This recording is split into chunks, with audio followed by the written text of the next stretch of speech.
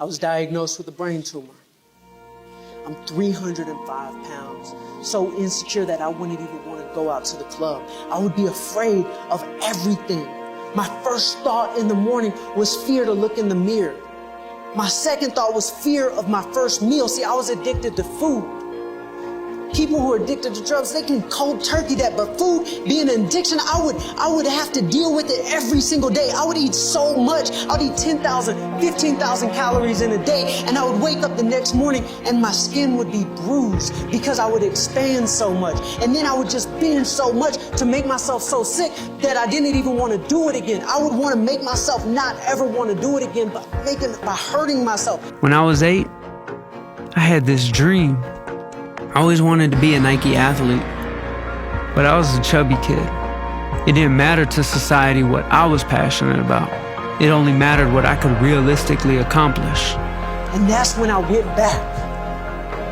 I went back to my childhood dream because what society told me to do, be a businessman, it meant nothing to me when I was looking at death. And I'm going to my business partners and I'm going to my mom and I'm saying, I want to retire. I said, I want to be an athlete. I've got to do this for me. I said, I'll figure all that out. I said, well, how you going to do it? I said, I'm going to do an Ironman in New Zealand. They thought I was crazy. How are you going to do an Ironman? That's like the most difficult thing in the world to do. It's a 2.4 mile swim, 112 mile bike ride, and then run a full marathon? 26.2 miles? I said, I'm going to do it. So I just started running. I started running around the block, then I ran a little further. In a year's time, I lost 125 pounds and started reversing my brain tumor, building momentum for an Ironman in New Zealand. That was the contract I made for myself. So I got on a plane with my best friend Scott, and we set out to become Ironmen. But deep inside, I was afraid I wouldn't finish. I mean, how could a guy like me be an Ironman? I've always been the underdog. So it's race day. Scott and I, just two common guys surrounded by elite athletes, and we're dancing down the starting line. We hop in the water for our swim, and honestly, it was easy. It felt like we could see the finish line from here. We transitioned into the bike ride, and the fans were going crazy. I think they were cheering me on because, well, I was one of them, the common man. New Zealand, beautiful roaring hills, but those same roaring hills broke our bodies down. 12 hours into the race, and we're almost in last place. The Ironman's race director got afraid we're not going to finish. Steve from Ironman, how you doing? Whereabouts are you guys?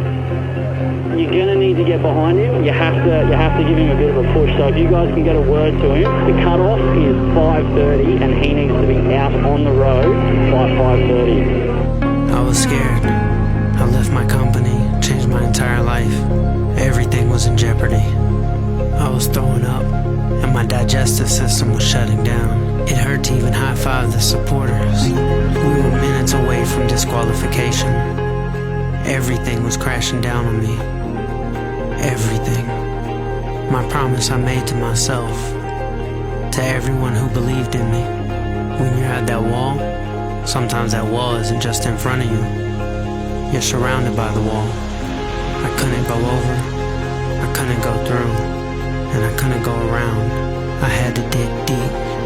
I picked myself up, fighting disqualification, and there it was, the finish line to an entire chapter of my life. This wasn't about 140 miles.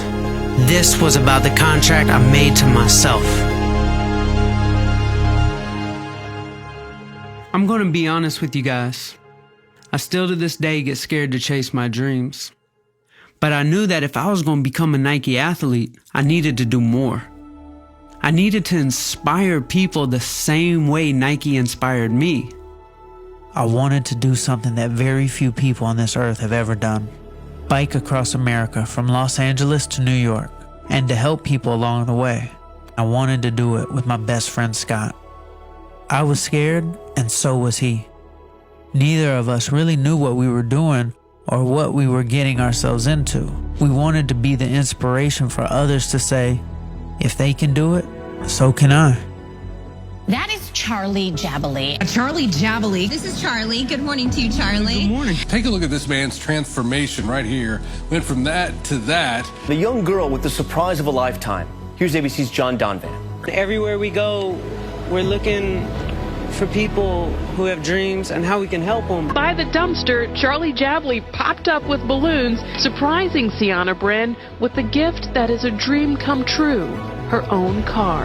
A new Father Joe's program is helping homeless individuals become bike mechanics. It was a community effort that helped get the initiative off the ground. Charlie Jabaley saw the program needed supplies. He went to local bike shops and collected thousands of dollars in donations. We all know that paying a mortgage weighs heavy on anyone's shoulders. Imagine having to do so while you're battling breast cancer. Guys, this is Charlie. Remember him from the 6 o'clock hour.